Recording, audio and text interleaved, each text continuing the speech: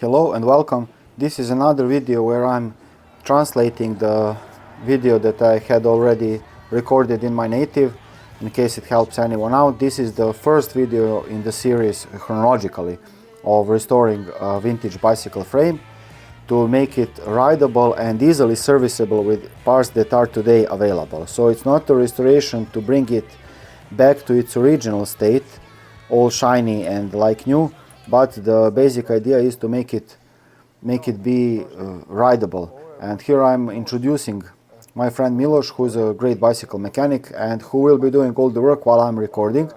And this was a very time-consuming process, and so I spared my friend Gox from sitting for hours with the camera. Instead, I used camera and asked Milos to help and show how it's done, and it was a great fun for us to make the videos, and a lot of help from Milos. And we were restoring the bicycle for another Milos who owns this cafe, and his cafe is back to back to my garage, to my workshop, so it's all done in the neighborhood, and the final result was very good. We were all very happy, and it worked. But here you can see the old bicycle that owner Milos is sentimentally attached to, and he wanted to bring it back to life, but so that he can also use it and ride it, of course, not just to hang it on the wall. And that affected our choice of components and procedure, what we did with the bicycle, that you can see in the other videos that I have already uploaded and translated. This is just the first in the series, but I'm uploading them in the reversed order. And some people may question why we kept some parts or why we replaced some parts. And again, this was what we thought, Milos the mechanic, not Milos the owner, and I, what we thought it was the best in the long run for the Milos the owner. And he did have all the faith and trust and let us do whatever we think is best. So nothing was off limits. Whatever we thought would work well, and no complication, and he gave us all the time that we needed, so we didn't need to rush.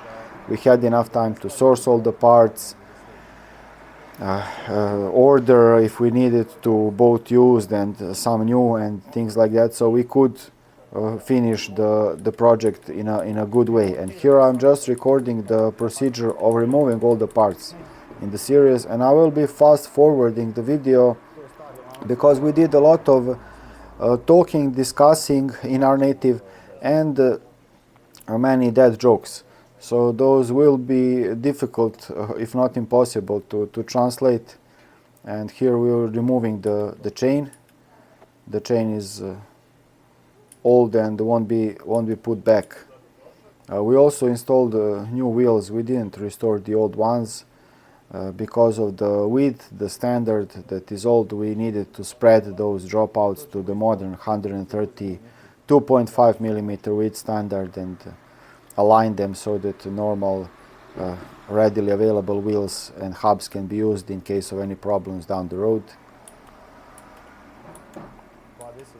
We decided to use battery run lights, and modern battery run lights are working okay, and don't create that much noise and drag as that old dynamo style. And alternative would have been to use a dynamo hub, but that would have increased the cost drastically and also made the bicycle look maybe a bit more new. That's not something that we cannot install later on if it's needed, but for the first iteration, and we went with this, and that's how bicycle is being ridden today, so no complaints from the owner. People who do a lot of winter cycling could be helped with the dynamo hubs when the days are shorter and use your lights a lot, but for other uses the battery run lights are probably a good compromise. And this is the old derailleur that was really ruined by rust and everything, and we removed it. We managed to find a time from the same timeline, from the same decade, part that was in better condition, and so we ended up using that. And the same goes for these brake calipers. We find found better quality and a lot better looking brake calipers, so we just did not reuse these. We could have spent hours trying to polish them and bringing them back to shine and reuse them, but we found some that were a bit more stiff and better, and so that is what we went with. And this is Milos removing. There are two nuts, they are locking against each other, and so he needs to unscrew them both.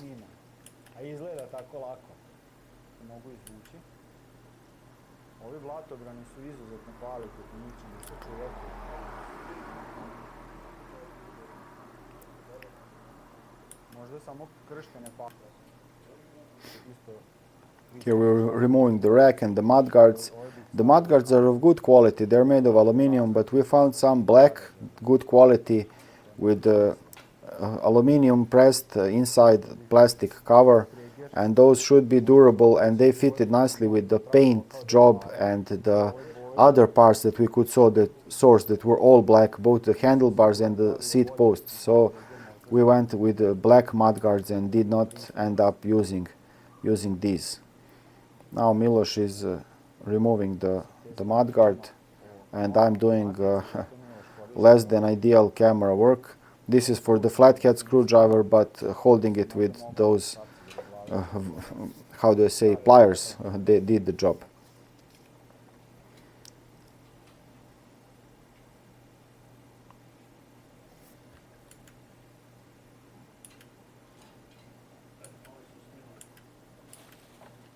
We were placing parts in three categories. One that we will surely throw away, and one that we will maybe use if we don't find anything better that is from the same time period and with the same aesthetics and in good quality. We decided to ditch this dynamo and the lights that were original on the bicycles. Those went straight to the bin. And as I mentioned in one of my earlier videos, Milos hasn't been regularly working in my workshop so he doesn't know where all the tools are, and I'll probably rewind the parts where we are discussing, that's in that drawer and things like that. It doesn't make him a bad mechanic, just not familiar with the layout of the tools in the shop. That takes a day or two to get accustomed to. So it's all normal. And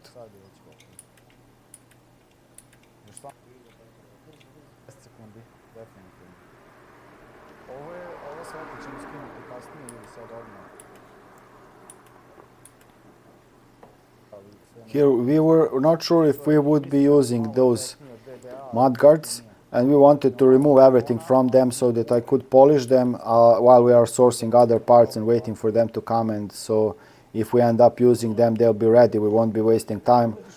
I might be doing some work for for no reason, but that was the lesser of the bad choices.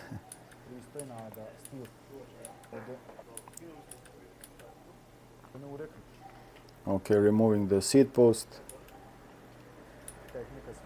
We wanted to install a nicer saddle.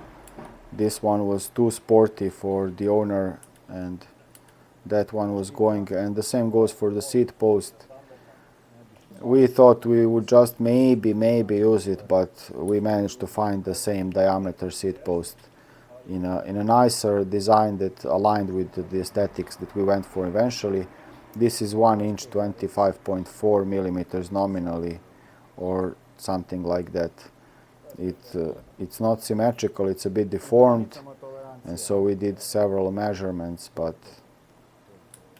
25.4 millimeter seat post went in nicely. And the same goes for this nut. We thought we could find a new one in better condition, and here Milos is trying to, there's not much room in the frame, it's maybe a bit deformed or rusted, and we ended up in the one of the later videos drilling that so that it can provide room for a saddle post mounting nuts to be bolts to be passed through easily, and so we just used force to take it out.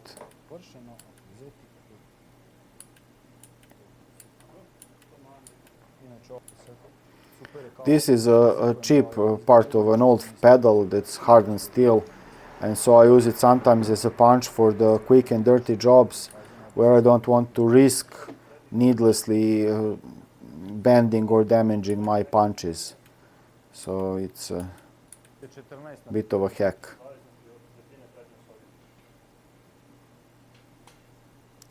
Here we'll see about these washers and the wheel. We ended up using a modern wheel that we could find with aluminum double-walled rims, so that it can brake better with rim brakes and stay true for longer. The double-walled rims make the wheels a bit stronger in practice, and they just work better. So we didn't restore the wheels. The hubs were not in a very good condition, the spokes and the rims, the steel ones. Again, it's a difference of whether you are using your bicycle to be just restored to look at it and ride it once every blue moon, and the other option is if you really want to use the bicycle for commuting and everyday use and abuse. So that affects the restoration choices and the part selection that we ended up going with. These are the front calipers. Again, they could have been salvaged with a lot of fine brushing, sanding and things like that, but we decided to use some stiffer ones. We managed to source them with the needed depth or length of the calipers to catch to go all the way to the rim, and that's what we went with. Another catch with these old frames is that wheels are often made to the 630 millimeter standard, and the modern rims are 222 millimeters, and you have a lot of better and wider tire choice and everything. So that's another thing that I usually do when I'm making bicycles that are vintage to be ridden again.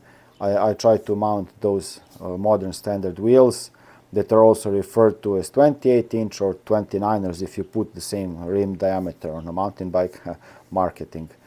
Anyway, I have an article on the bicycle wheel sizes with all the standards and explanations and everything. But generally, if you are swapping a 630 millimeter rim for a 622 millimeter rim, sometimes you might need to find some deeper calipers because you want the pads to be aligned with the rim so that they can brake and not sit too high up.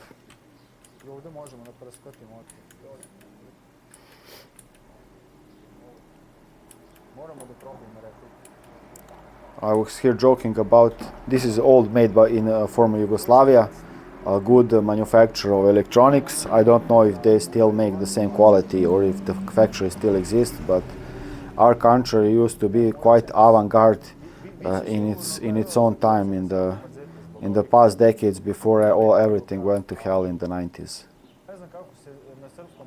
Here we are removing the old down tube shifters, and we managed to find better looking ones from the same decade, and we didn't end up polishing and reusing these. Milos just unthreaded it and then put it off.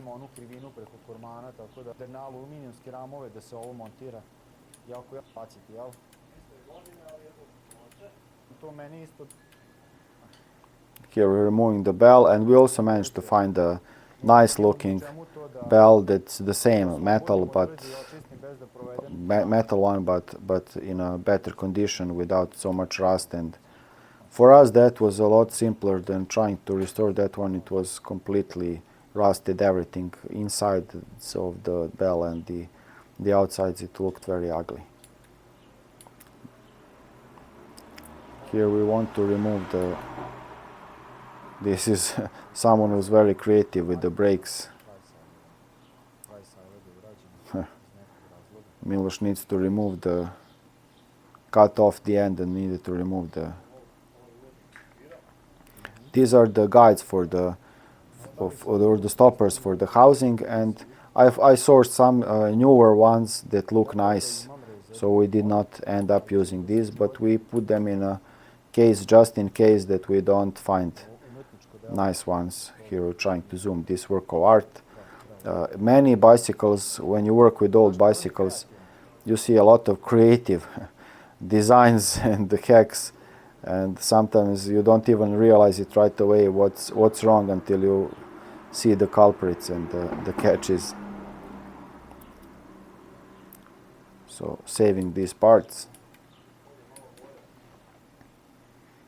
and they use the brake cables that don't have those barrels ends for the road bicycle brakes, but the mountain bike brakes. Some mechanic thought it was a jolly good idea to go just that way, and yeah, it's good enough. It's an old bicycle, probably. I often see such low quality work being done on old bicycles, and I often hear people saying if I go to shops and discuss or sit with mechanics and think, it's good, it's an old bicycle, it will be good, but I don't like that way of doing things. I think even if a bicycle looks cheap and old, you should do a proper job of fixing it as much as you can with the parts that are on the bicycle, not just slack it off like that. Anyway, that's sorry for the rant. It really, I wouldn't say that it upsets me a lot, but it does upset me when I see such things. And here we are trying to remove the quill stem. We need to knock it to make it move, to make it be unstuck from the inside of the steerer tube, and then we can turn it, take it out. Otherwise, if you just unscrew the bolt, the quill will still stay a bit down, a bit higher up, and expanding the things and not moving. So you just unscrew the bolt to keep some room, and then when you knock it, then it flies out like this and stops spreading the lower part of the stem, and then you can take the stem out. So that's a catch, and it often gets rusty and very stuck. Sometimes you need to have a lot of problems trying to remove it. And here Milos is unscrewing the lock nut and the headset bearings, and we saved those in case we didn't find any that match.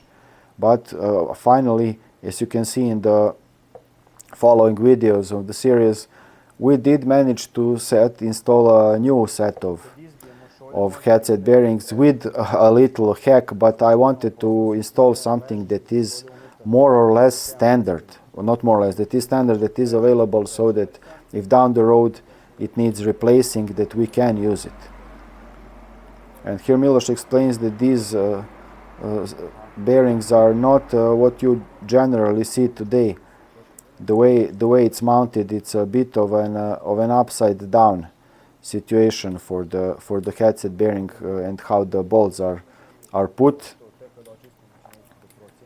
But that's for the vintage parts, the more common way. And here we are trying to improvise a tool for punching out the headset bearings. This is okay to use if you go gradually all around. It's okay to use in steel frames. For aluminum or carbon fiber, I would recommend using the proper tool for the job.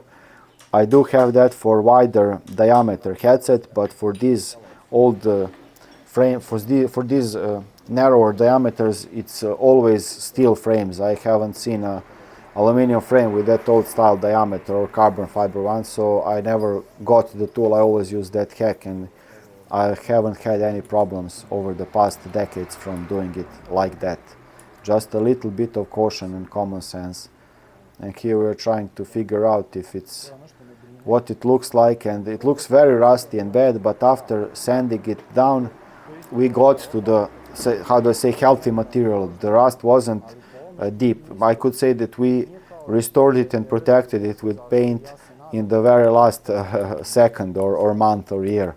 If we had left it further, it would have been probably eaten away by rust and beyond repair. So now Milos is trying to remove the pedals, and he needs a narrower tool for the pedals, and this is what I use as my backup chain whip for the Uniglide cassettes, and as a backup pedal tool for when I need something really narrow, even though it's not ideal for either of those tasks. It works, and I don't use it too often. So, and here Miloš is unscrewing the other pedal. The left-hand side pedals, of course, have the left-hand sided thread, and you need to unscrew them in a clockwise direction, but as you can see, you can also hold the tool in place and spin the cranks forward and they will unscrew, and when you need to screw them in, then you need to pedal backwards, of course. Okay, so here comes he needs to remove these old style cranks that are held on by those like tapered, I don't know what the name of that is, but it will come out, so you will be able to see it. I know what it's called in my language, but I don't know what it's called in English. And now he's spraying some penetrating spray, and there's no plate, they are stuck, and so he's now hitting it from the inside, because when you put load on the pedal, you are moving it in the opposite direction, and so he's just trying to create some leeway to move it back and then hit it with the hammer, and it came out. This is what I was talking about. It has a tapered section, and that keeps the crank in place. We did save all that, because the new parts that I'm just showing in the video, that part, you cannot source them. I have all the dimensions, but you cannot source them in decent quality, in hard enough steel.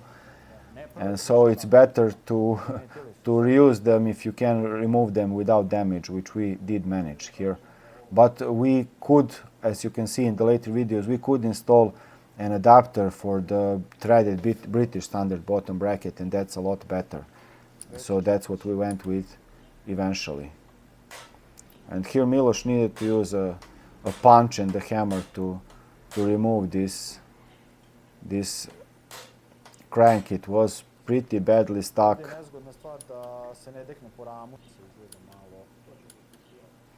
Some damage on the axle. We did not want to do that, but it happens. And this is the left-handed thread, as you can see, the reverse thread. And now this is going off.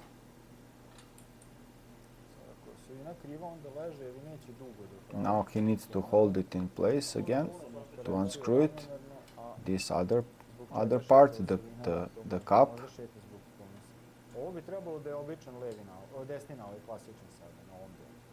And he's trying to get some purchase on it to keep it locked in place to start unscrewing it.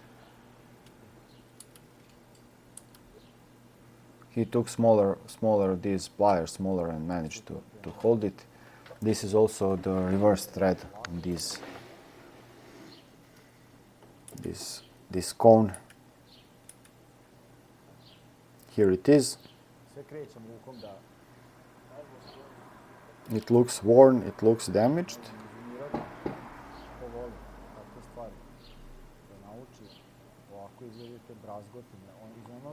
Here, I'm not sure if you can see the pitting in the camera.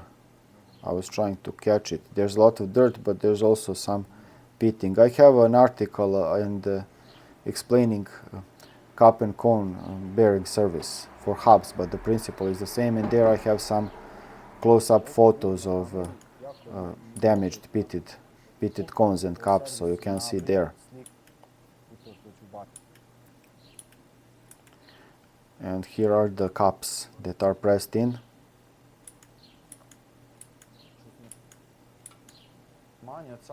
And again, we used an improvised tool to punch them out gradually all around, and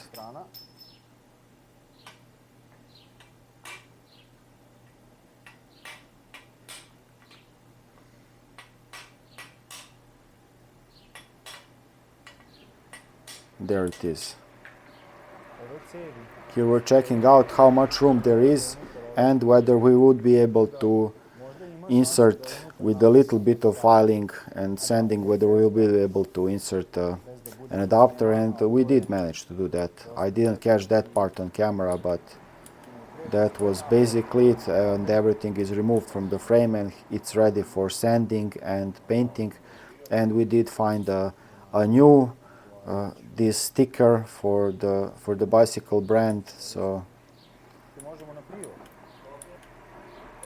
and here we are discussing again the different aspects of whether a bicycle will be restored for riding or for just the beauty and keeping it preserved. So that affects the choice. And that is the whole video. I hope you find this helpful and informational, and thank you very much for watching, and I'll see you in some other video. Cheers, stay cool.